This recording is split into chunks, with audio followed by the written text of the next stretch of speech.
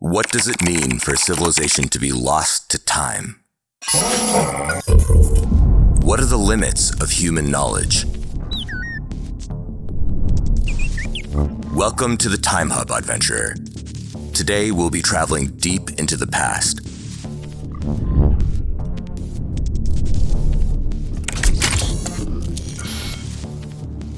"5,000 years ago, the Indus Valley Civilization thrived in northwest India, an ancient precursor to the great peoples and empires of the subcontinent.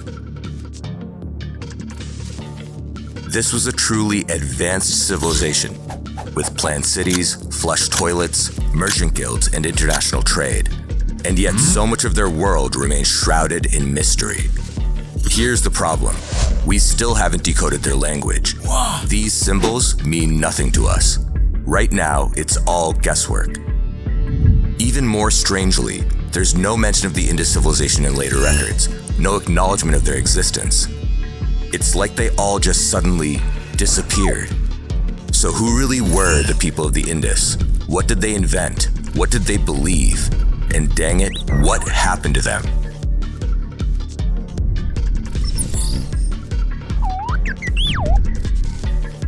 Strap in, adventurer. It's about time we get some answers. Please fasten your seatbelts.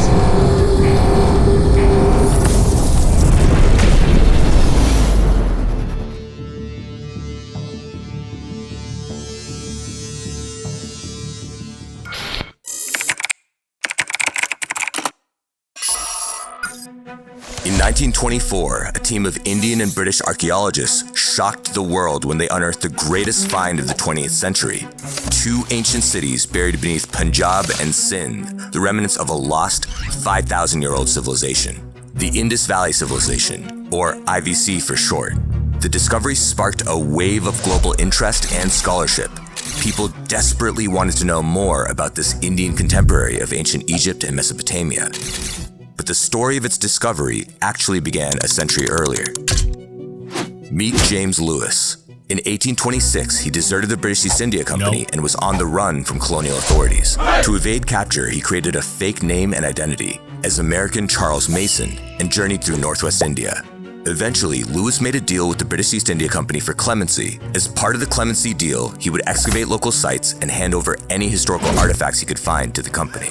And so, rather unsurprisingly, when he passed through the town of Harappa and came across earthen mounds and brick ruins, he conducted an immediate investigation. The locals already had their own folklore about the site. They believed that it was the ruined city of a cursed medieval king, Raja Harpal. Lewis, on the other hand, believed that he'd discovered the remains of an ancient Buddhist city dating back to the 4th century BCE. Both were wrong. In truth, he'd wandered through the ruins of a lost civilization, thousands of years older than anyone could have imagined.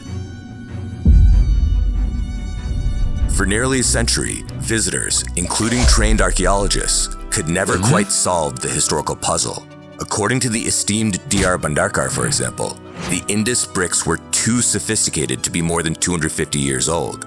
In fact, the bricks were of such high quality that they were being repurposed by British railway contractors. That being said, a few archaeologists, such as R.D. Banerjee, did speculate about the remote antiquity of the site. But it wasn't until 1921 that the Archaeological Survey of India, under John Marshall, finally committed to a full-scale excavation of the Harappa and Mohenjo-daro sites. In just 3 years, these excavations revealed the existence of the long-forgotten Indus Valley Civilization in all its ancient and mysterious glory.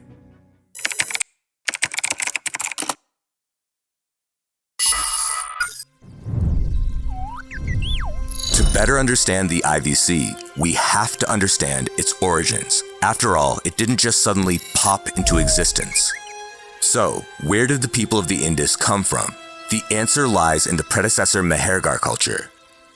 Around 7000 BCE, a group of semi-nomadic hunter-gatherers settled a site, Mehergar, in the mountains of present-day Balochistan. By 6500 BCE, these settlers had developed farming and had domesticated herd animals, the earliest evidence of its kind in South Asia. Mehergar may have been small, but it wasn't some isolated backwater. For example, archaeologists have found the world's earliest evidence of dental surgery, using copper drills similar to those used in bead making.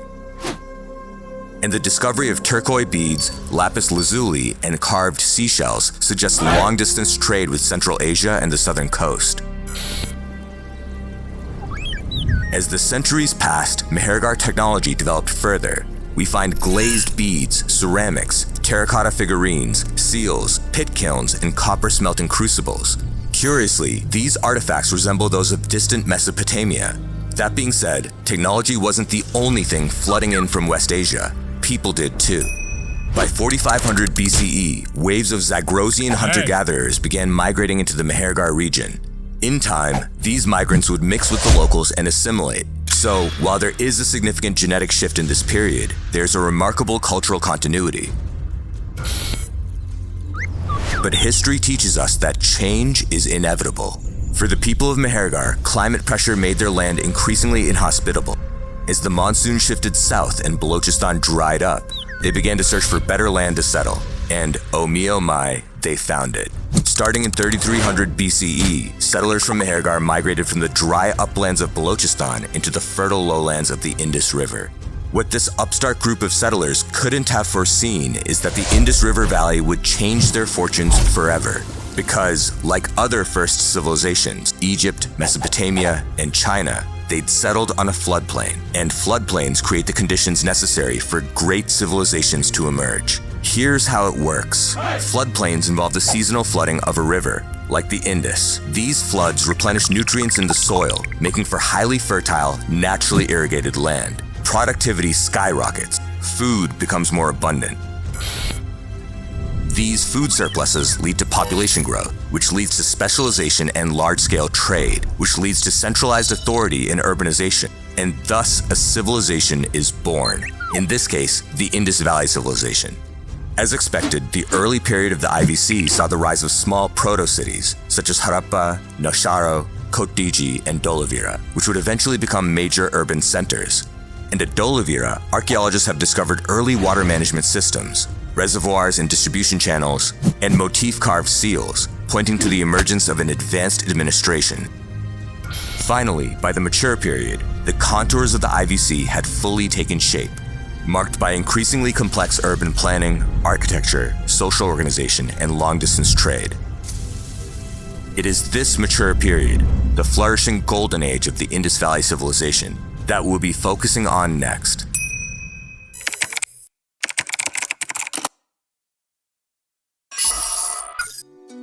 While the Egyptians were constructing pyramids for their god kings, the Chinese were weaving silk, and the Mesopotamians were writing contracts on cuneiform tablets.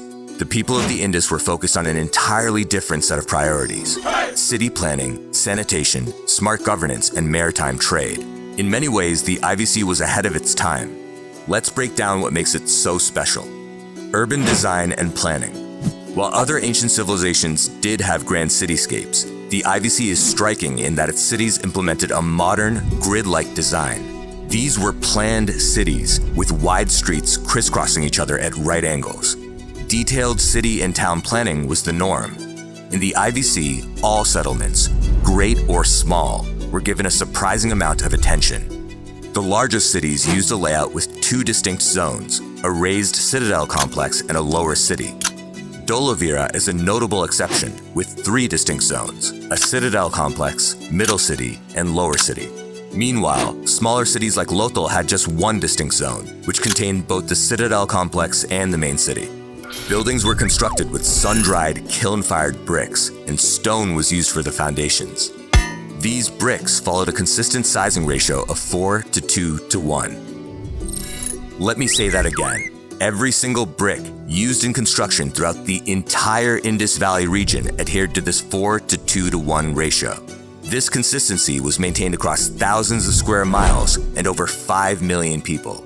Standardized measurements were clearly important to the people of the Indus, but practical design and aesthetics were not mutually exclusive.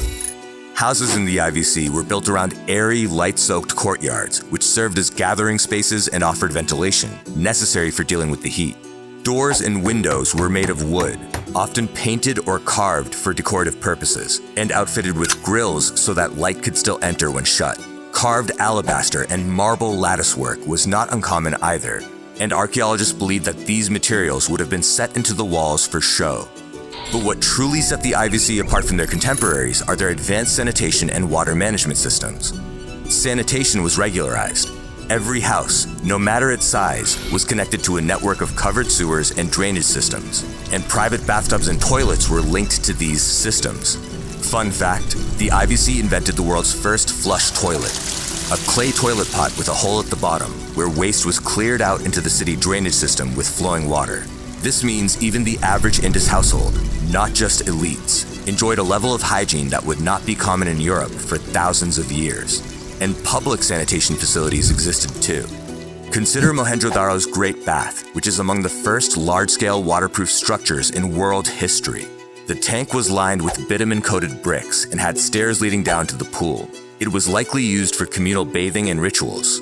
Besides sanitation, water management was also incredibly important to the people of the Indus. While Mohenjo-Daro was dotted with over 700 wells, Harappa utilized a combination of wells and a massive central tank. Meanwhile, Dholavira had few wells, but utilized river dams and stone-lined reservoirs instead. Speaking of water management, the IVC port of Lothal is home to the world's oldest dockyard. The dockyard had a lock gate system to manage the flow of tidal water, prevent silting, and ensure smooth cargo operations. And if that wasn't impressive enough, the dockyard was seamlessly integrated with the city's drainage system, which protected the port from monsoon floods. Simply put, over 4,000 years ago, the people of the Indus engineered systems that modern cities still struggle to replicate. Daily life and leisure. Life in the Indus Valley Civilization wasn't just a daily grind. Based on the archaeological record, we know that the people of the Indus liked to unwind with food, drink, and games. Let's start with something delicious. Some of the ingredients cultivated by the IVC, like sesame and barley, are still staples in South Asian kitchens today. Ever had tilgul or chikki, snacks found in corner shops across modern-day India? These foods trace their roots back thousands of years to the Indus Valley. But Indus people liked a bit of indulgence when it came to alcohol too. Perforated filter pots from IVC sites show traces of fermentation, which suggests that there was a local brewing tradition. And other pots resemble distillation devices, which implies that Indus people were refining alcohol hundreds of years before other civilizations. But what's a good brew without some entertainment to go along with it? Well, it turns out that the people of the Indus were surprisingly playful. Games of strategy and chance were popular among adults. For example, archaeologists have unearthed cubical dice with detailed markings, similar to those described in the Mahabharata, suggesting a deep and ancient continuity in South Asia's gaming traditions. Archaeologists have also discovered game boards and carved game pieces, evidence of structured strategy games with rules and high-level tactics. Interestingly, scholars believe that this game board found at Lothal may be an early version of the strategy game Chaturanga, an ancestor of modern chess. Besides these more complicated adult games, however, children's toys have also been found at multiple IVC sites. So yes, the people of the Indus may have been productive farmers, engineers, and traders, but they also knew how to enjoy life. Fashion and aesthetics, a thriving industry. In the ancient world, the Indus Valley Civilization was also known for its luxury fashion, crafts, and aesthetic culture. Terracotta pottery and sculpture were significant, of course, but let's consider textiles. Looking closely at terracotta figurines and sculptures gives us a sense of what the people of the Indus used to wear. Rather curiously, IVC clothing closely resembles saris and dhotis in modern-day India. But what's most remarkable is the quality of the fabric itself. See, the people of the Indus were the first in the world to weave cotton, hand-spinning the fibers into fine, breathable textiles, perfect for a hot climate. These cotton textiles were of such high quality that the IVC exported them in bulk to foreign buyers. Jewelry was also a major part of the aesthetic culture. Archaeologists have uncovered hordes of bangles, pendants, rings, and earrings, worn by both men and women. These items were not particularly rare. In fact, archaeologists have excavated hundreds of thousands of bangles at various IVC sites. Let that sink in. Hundreds of thousands. Yes, the scale of the craft industry is hard to fathom. Bead-making workshops were common in many cities, and advanced techniques were used, like ernestite drilling and heat glazing. Metalworking too reached a high level, but metal scarcity had significant impacts on the industry. See, bronze is an alloy of copper and tin, but while copper was mined locally, tin was scarce and had to be imported from Central Asia. Thus, bronze items were rarer and more expensive. But let's take a step back. None of this would have been possible without one crucial innovation in agriculture: double cropping. The IVC was the first known culture in the world to double crop. Double cropping created large food surpluses, which in turn supported specialized labor, full-time artisans, and a thriving class of merchants. Oh, did I say merchants? Let's segue into international trade. If there had been an ease of doing business ranking in the 3rd millennium BCE, it's fair to say that the Indus Valley Civilization would have been at the top. Trade in the IVC wasn't just active, it was organized, efficient, and expansive. Indus trade routes extended across both Central Asia and West Asia, forming a vast interconnected network. To manage this trade, the IVC developed tools of identification and control. Their carved seals, often depicting bulls, elephants, or unicorn-like animals, likely acted as commercial signatures. Pressed into clay or wax, they could mark ownership, identify traders, or even represent merchant guild affiliations. Many scholars believe they worked like early logos or stamps, helping track goods and verify senders. Some seals were used to fasten cords or sacks. If they were intact on arrival, that would have served as proof that the package had not been tampered with. The people of the Indus followed a binary weight system based on doubling and halving units, a method that allowed for remarkable precision and standardization. These weights closely correspond to those found in Mesopotamia and Arabia, which facilitated trade across great distances. But the people of the Indus were not just traders, they were seafarers too. Clay tablets and stone seals from Mohenjo-daro show flat-bottomed riverboats with covered deck cabins. Meanwhile, at Lothal, archaeologists discovered a model of a more advanced ocean-going vessel with a mast, sail, and steering oar. Ocean-going vessels were necessary, of course, to conduct high-volume trade with foreigners like the Mesopotamians and the Arabians. The historical record provides some fascinating insights in this regard. First, let's consider the Indus-Arabian connection.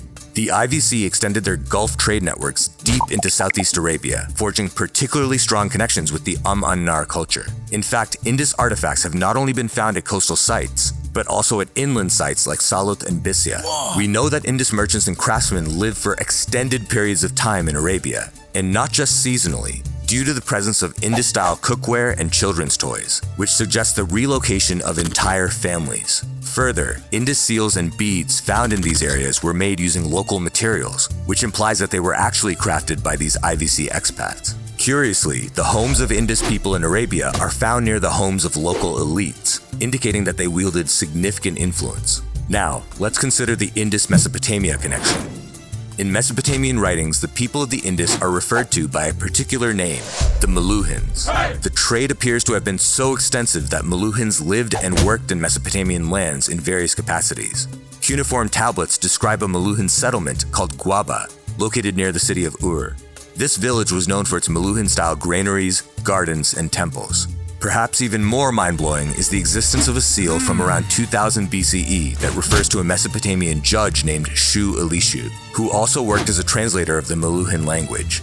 In essence, there were enough Meluhins in the region that one could get work as a translator. These dynamics were not one way. We know that foreign traders, Mesopotamians, Arabs, Egyptians, and Central Asians, lived in IVC cities like Lothal, residing in special quarters. Trade brought outside cultural influence to the IVC too. For example, several Indus seals appear to depict a scene from the Epic of Gilgamesh, a sign that Mesopotamian stories had traveled across the sea and into the IVC heartland.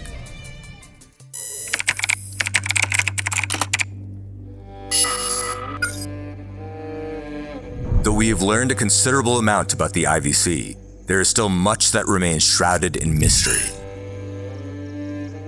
In truth, it's because the Indus script, found on seals like this, has yet to be deciphered. Otherwise, we could shed light on these mysteries. For now, we can only speculate, but there is reasonable speculation and unreasonable speculation. Unreasonable speculation is couched in presumptive bias. This has been the hallmark of a lot of early Indus scholarship, fueling popular narratives that influence how we see the IVC, even today. When archaeologists unearthed the red jasper sculpture at Harappa, it left John Marshall stunned. Whoa. To him, the piece was far too refined, smooth, lifelike, and rich with detail to have originated in the Indus Valley Civilization. He opined that the statue must have been Greek. Not exactly scientific, wouldn't you say? But wait, there's more. Does this bronze figure really look like she's dancing to you? If not, that's okay. because you might be surprised to learn that it was given the Dancing Girl moniker on a whim. Nothing scholarly about it. John Marshall named this figure the Dancing Girl because he felt that she looked cheeky and exuded a natural confidence. His opinion, his feelings, nothing more. The Priest King figure was named on a whim too. Marshall and Wheeler felt that the statue depicted a respectable leader, like a priest or a king, and just like that, it was designated as the Priest King. So, what if the familiar narratives that we've come to accept don't actually hold up when examined through a different lens? Did they really collapse due to a war with invading Aryans? Who did they worship? Did they have kings or were they granola-eating hippies? Let's take a look at how our assumptions about the IVC might need rethinking. Mystery number 1. Was the IVC an egalitarian society? The IVC is unique in that, unlike its contemporaries, it did not spend its resources on grand palaces, royal tombs, and other monumental structures. Early excavations revealed no obvious signs of a ruling class. The absence of overt displays of power once led scholars to believe that the IVC was an unusually egalitarian society, with several claiming that it was something of a communist utopia. This bland image of the IVC embedded itself into the mainstream narrative, but it's plainly wrong. Later excavations revealed the existence of multi-story luxury houses, which indicates some level of social stratification. And most scholars now accept that uniform urban planning, standardized measurement, and large-scale food distribution could not have been achieved without a centralized authority of some kind. These realities, combined with the fact that commerce was tightly organized and regulated across great distances, has led to speculation that the IVC may have been governed by a collective of merchant lords. But the presence of influential merchant lords does not necessarily exclude the possibility of an Indus king or kings. Consider this inscription describing the Great Revolt against Mesopotamian conqueror Naram-Sin. The inscription mentions a long list of rebel kings, including Ibra, man of Meluha. Now, this is fascinating because it not only implies the existence of an Indus king, but it also further implies that the king, whose title is Man of Meluha, was not an autocrat in the same way that a god king of Egypt would have been. One could plausibly conceive of Indus kingship as more akin to a first citizen executive, answerable to powerful clans and merchant associations. In the absence of palaces? Well, according to Upinder Singh, Indus citadel buildings could have functioned as palaces, even if they don't quite look like it to modern-day viewers. Mystery number 2. Was the IVC a peaceful society? If we were to accept the dominant narrative about the IVC today, we would have to believe that the Indus people did not pick a single fight in 1600 years. No conquests, no rebellions, not even a defensive war. Sounds too good to be true, right? Historian Jonathan Knoyer is the main proponent of the peaceful Indus theory.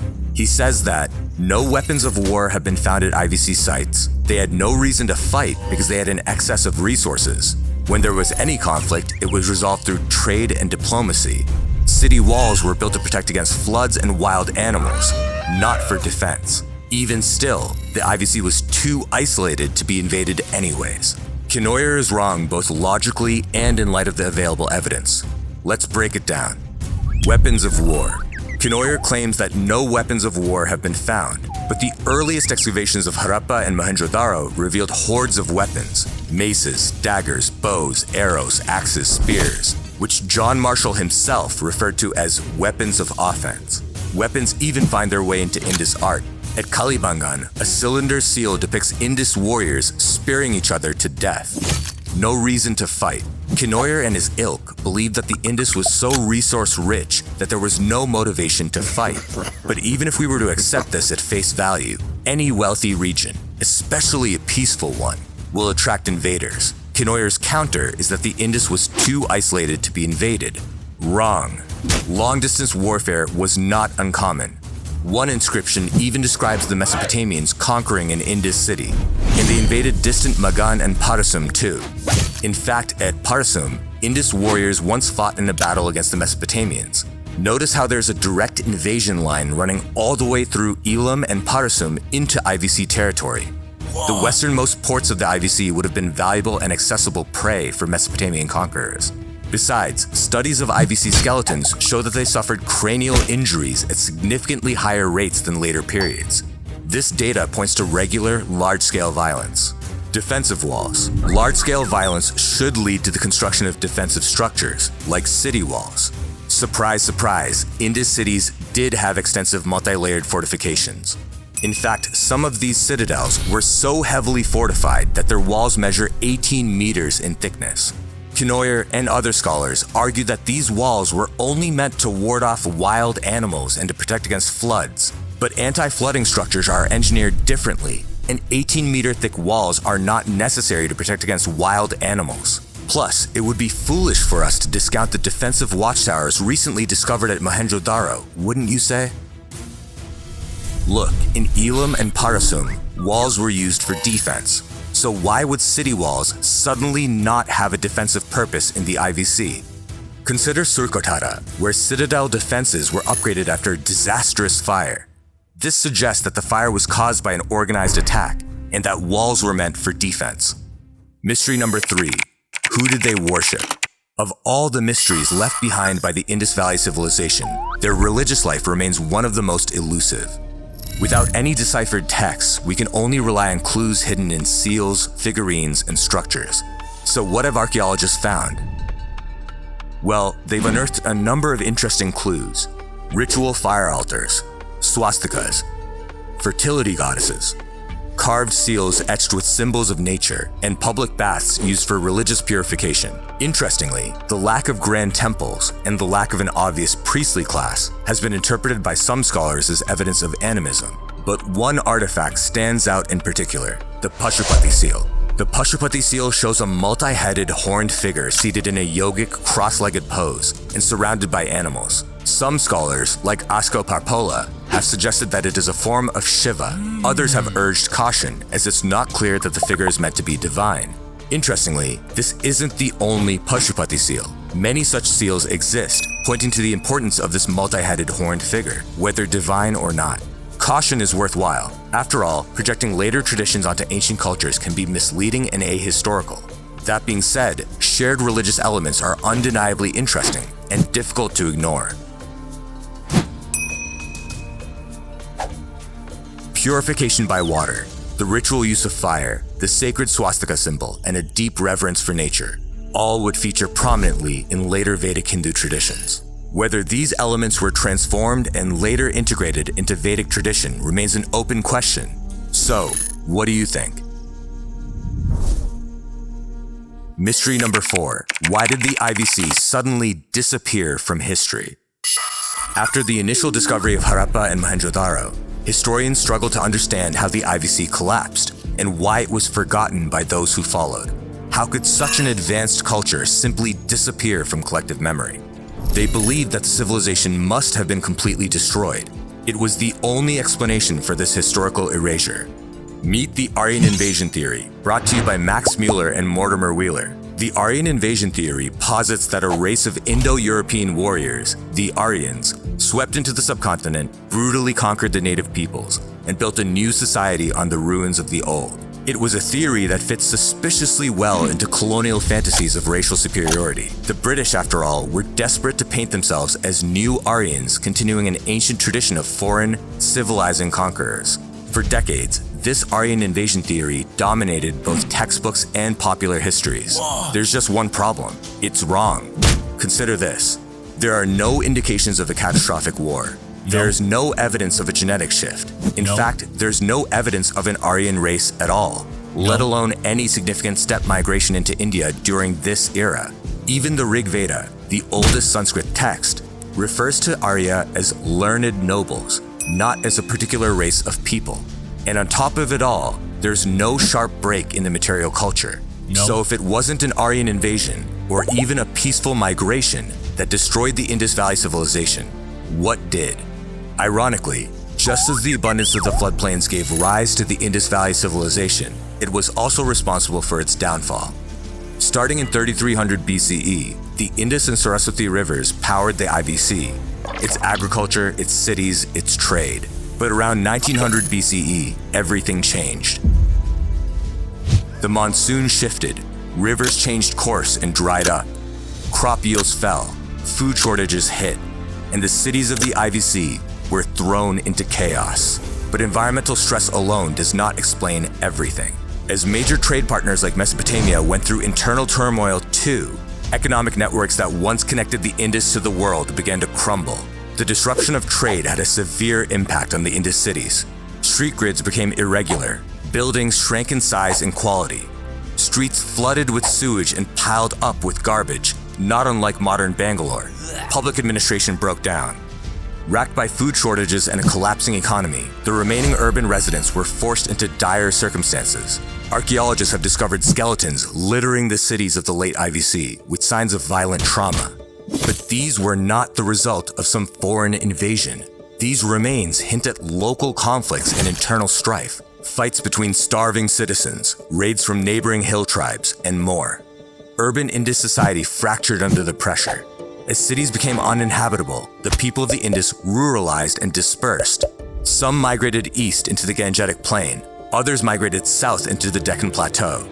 Fun fact, modern-day Deccani clans like the Reddys still have significant amounts of IVC blood. New regional cultures emerged. These regional cultures inherited fragments of older Indus traditions, agricultural practices, urban designs, and craft techniques. But over time, even these elements were transformed and adapted to new circumstances. For example, the post-IVC successor cultures would not have had the wealth or population density to justify the implementation of sophisticated sewer systems. It's not surprising that there would be discontinuity in sanitation management. Circumstances demanded it. So it was for many other aspects of IVC culture. And that is the blueprint for how the IVC sort of disappeared. Not with the sudden snap of the fingers, but with a slow erasure and transformation over centuries.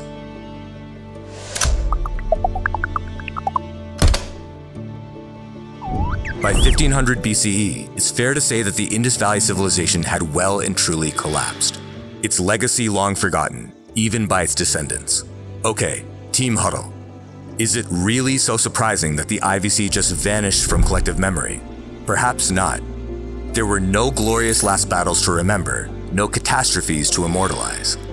This is particularly relevant to the Indian context because Indian empires rarely mention their predecessors, or even their contemporaries, except in the context of a war or rivalry. Historical amnesia is the default in the subcontinent. So why would it be any different for the IVC? Even the Mauryan Emperor Ashoka, one of India's most beloved rulers, lay forgotten for over 2,000 years. His story was only rediscovered in the 19th century, thanks to scattered inscriptions.